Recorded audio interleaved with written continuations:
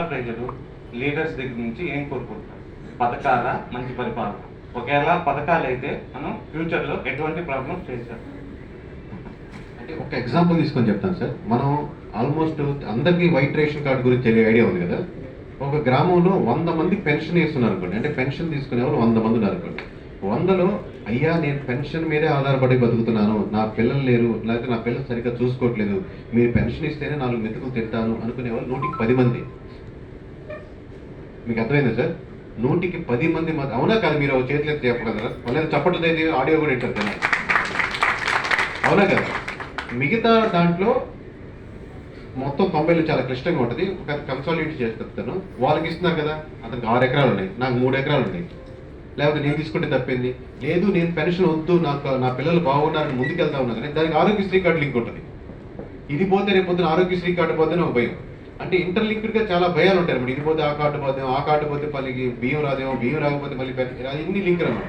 కేవలం అలా స్కీమ్స్ ఏంటంటే ఇంటర్లింక్డ్గా ఉన్నాయి సార్. కానీ కేవలం ఆధారితంగా ఉండే కుటుంబాలు మనదేమి బీహార్, ఇప్పుడు 20 సంవత్సరాల ముందు బీహార్ ఉందండి, ఇప్పుడు బీహార్లో పర్లేదు. అంత దారుణమైన మొత్తం ఇండియాలోనే సమృద్ధిగా ఉండేవారు, కష్టపడే తత్వం ఉంది మనకు. మామూలుగా వ్యాపారం ఎలా చేయాలో మనకు చెప్పాల్సిన అవసరం లేదు. దేశ విదేశాల టాప్ కంపెనీలో మనోళ్ళే ఉంటారు. సో అన్ని రకాలుగా ముందుకెళ్లే అవకాశం ఉన్నవారు. మీరు వాళ్ళు పిచ్చగల్లా చూడద్దు. ఫస్ట్ ఆఫ్ ఆల్ అదే వాళ్ళు ఎక్స్పెక్ట్ చేసేది ఏంటంటే ఈ 10 మందికి ఖచ్చితంగా పెన్షన్ అవసరం సార్. పెన్షన్ లేకపోతే బతకలేదు. కానీ మిగతా 90% మంది ప్రజలకి ఇక్కడి నుంచి దగ్గరలో హాస్పిటల్ ఎక్స్పెక్ట్ చేస్తారు, దగ్గరలో ఒక మంచి స్కూల్ ఎక్స్పెక్ట్ చేస్తారు, లేదా పోలీస్ స్టేషన్కి వెళ్తే అర్రే ఈ పోలీస్ స్టేషన్ కింద రాదమ్మా, అది మీరు అక్కడికి వెళ్ళాలా, ఇక్కడ ఎందుకు వచ్చినారు అనకూడదు. మీరు ఏ పోలీస్ స్టేషన్ రిజిస్టర్ చేసుకోండి కంప్లీట్. ఇంటికాడ నుంచి డ్రైవింగ్ లైసెన్స్ అవసరం లేదు, డ్రైవింగ్ స్ట్రిక్ట్ రూల్ పెట్టండి. లేదు ఒక గవర్నమెంట్ పని కంటే 500 అవుద్దమ్మా, 600 అవుద్ది, 1000 రూపాయలు అవుద్ది, 2000 అవుద్ది. ఈ పర్సంటేజ్ కదా, అంటే ఒక్కొక్క స్థాయి బట్టి అందరూ గవర్నమెంట్ పనులు అవసరం లేదు కదా, లేదా అందరికీ. చాలా మంది నిజాయితీగా చేసే కాంట్రాక్టర్ ఉన్నారు సార్, కానీ నిజాయితీగా చేయనీయకుండా ఉండే సిస్టమ్ ఉంది. ₹1 కూడా నేను లంచం వేయకుండా నేను కాంట్రాక్ట్ చేద్దాం అనుకునే కాంట్రాక్ట్లు చాలా మంది కదా సార్. కానీ వాళ్ళ చేత ₹1 కూడా ఇవ్వకుండా, ఆప్షన్ లేకుండా బిల్లులు రావాలన్నా, ఏదో ముందుకెళ్ళాలంటే ఆ సిస్టమ్ అలా తయారవుతుంది. ఇంక ఇచ్చుకుంటే ఇచ్చుకుంటే ఇచ్చుకుంటే పోతుంటే అది అలవాటుగా తయారవుతుంది. మీరు ఆ సిస్టమ్ని కరెక్ట్ చేయండి. అది ఒక్కొక్కరు ఒక్కొక్క రిక్వైర్మెంట్.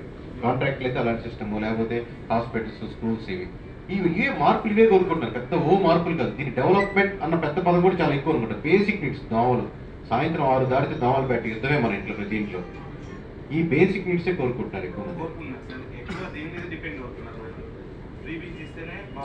ప్రీబీసీ ఓట్ బ్యాంకింగ్ కాదని ఆంధ్రప్రదేశ్ ప్రజలు క్లిస్టర్ క్లియర్గా 2 సార్లు చెప్పారు సార్. చెంప చెల్లు కొట్టినట్టు చెప్పారు మామూలుగా.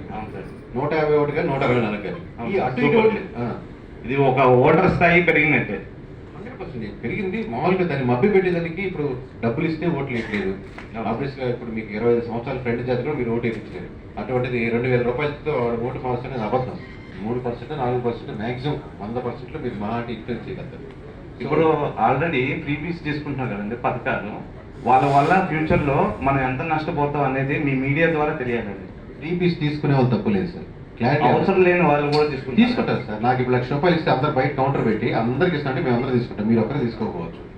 మీ అంత గొప్ప మనసు మాకు లేదు. రాష్ట్రానికి ఎంత నష్టం జరుగుతుంది అనేది మీ మీడియా ద్వారా తెలియాలండి. వాళ్ళు ప్రజలు కదా తప్పు. నేను చెప్పేది ఇస్తే తీసుకుంటారు. ఇప్పుడు కాదంటలేదు. మీరు రాముడు కాలంలో బంగారు నాణం ఇచ్చినా రాముడు ప్రజలందరూ తీసుకుంటారే సార్. ఇస్తే తీసుకోవడం తప్పులేదు, ఇవ్వాలా లేదా అని మీరు డిసైడ్ చేస్తారు. అదే ప్రభుత్వాలు చెప్తాను. ఓకే, నేను చెప్పేది అదే. మీరు చెప్పాలనుకున్న ఉద్దేశాన్ని మీడియా ద్వారా ఇది కరెక్ట్ కాదని మీరు డిసైడ్ చేసుకోండి. ప్రజలు కూడా ఆఫీస్కి డబ్బులు ఎక్కువ ఇస్తే డెవలప్మెంట్ చేయలేరు కాబట్టి మారుతుంది. వాలంటీర్గా సరెండర్ చేయరు కదండి, నాకు ఈ పథకాలు వద్దు, నా స్టేట్ పెరిగిందని. అవును, మేము డిసైడ్ చేసి వాలంటీర్గా రారు, ఎవరు రారు కదా ప్రజలు. ప్రభుత్వాలు డిసైడ్ చేసుకోవాలి. ప్రభుత్వాలు డిసైడ్ చేసుకోవాలి. ఒకవేళ పిలుపునిస్తే ప్రజలు వస్తారా? మీకు అవసరం లేని పథకాలు సరెండర్ చేయమంటే ఇది ట్రాఫిక్ సిగ్నల్ లాంటిది సార్. మీరు రెడ్ వేస్తే ఆగుతారు, గ్రీన్ వేస్తే వెళ్తారు. పిలుపులు ఇస్తే మీరు ఆగండి, వాళ్ళు మీరు అర్థం చేసుకొని ఆగండి అన్నది అనకూడదు. మీరు గవర్నమెంట్ నడిచింది. Thank you sir.